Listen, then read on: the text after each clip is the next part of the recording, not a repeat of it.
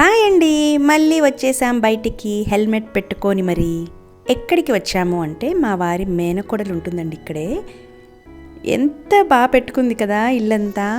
మంచి greenery, terrace చూసారా, భలే ఉంది కదా. ఇక్కడి నుంచి వ్యూ కూడా చాలా బాగుంది.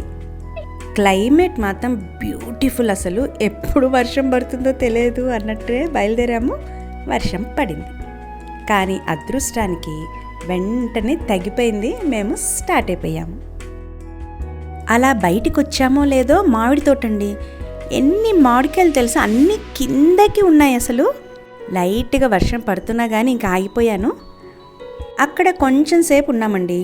ఆ తర్వాత బయటికి రాగానే ఇదిగోండి నర్సరీ. ఎంత పెద్ద నర్సరీ చూస్తున్నారు కదా. మొక్కలు కనిపిస్తే అస్సలు ఆగలేనండి, కొనాలి అనిపిస్తుంది. కానీ ఇక్కడి నుంచి హైదరాబాద్కి తీసుకెళ్ళాలి కదా అని ఒక ఆలోచన, కానీ కొనేశాను.